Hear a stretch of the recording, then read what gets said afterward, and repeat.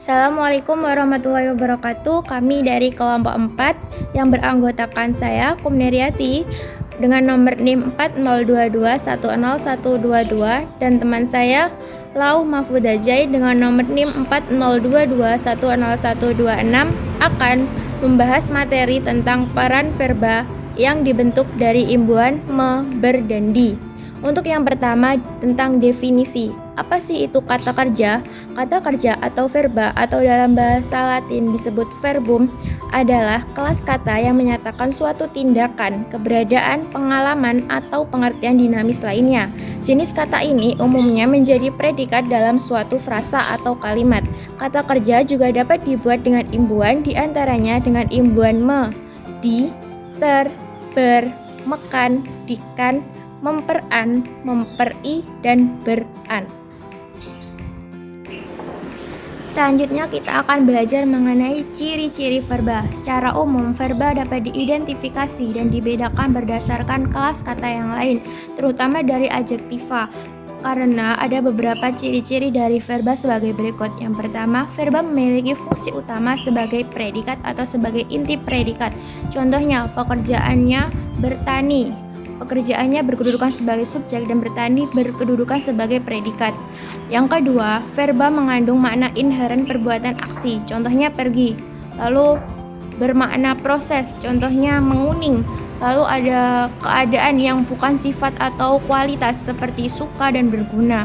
Yang ketiga, verba khususnya yang bermakna keadaan tidak dapat diberi prefiks ter yang berarti paling. Misalnya, verba mati atau suka tidak bisa dapat diubah menjadi termati ataupun tersuka. Yang keempat, pada umumnya verba tidak dapat bergabung dengan kata-kata yang menyatakan makna kesangatan. Tidak ada bentuk seperti agak belajar, sangat pergi, atau bekerja sekali, meskipun ada beberapa bentuk seperti sangat berbahaya, agak mengecewakan, dan mengharapkan sekali.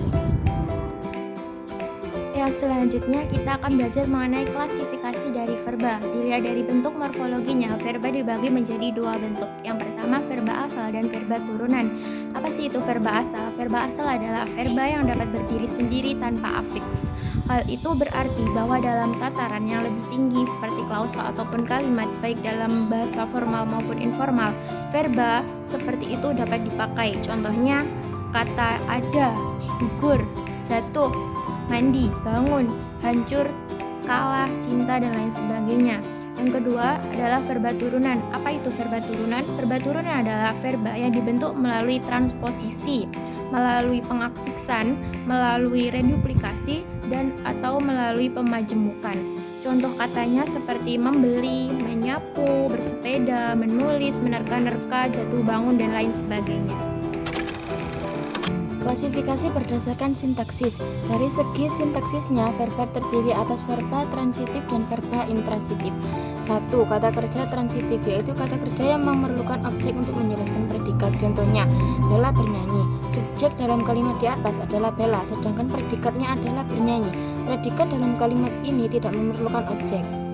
Yang kedua, yaitu kata kerja intransitif, yaitu kata kerja yang tidak memerlukan objek. Contohnya, Ruben membeli sepeda. Subjek dalam kalimat di atas adalah Ruben, sedangkan predikatnya adalah membeli.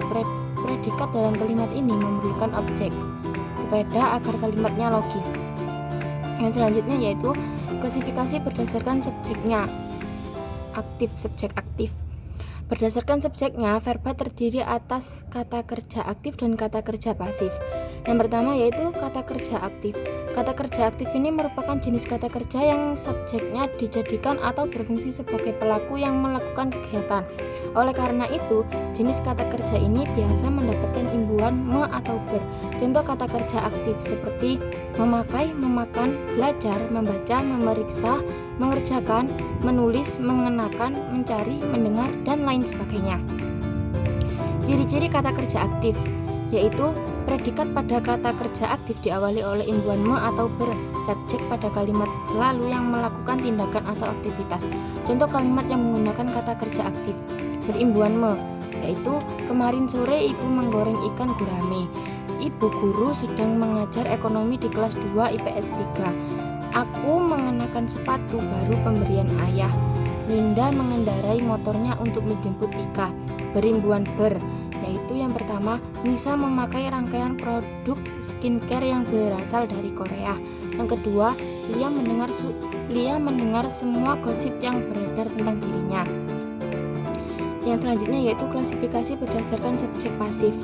Kata kerja pasif sesuai dengan definisi kata kerja, yakni untuk menyatakan suatu aktivitas atau pekerjaan yang dilakukan subjek. Pengertian kata kerja pasif tak berbeda jauh, hanya saja ketika kata kerja pasif digunakan ketika subjeknya dikenai suatu pekerjaan atau tindakan.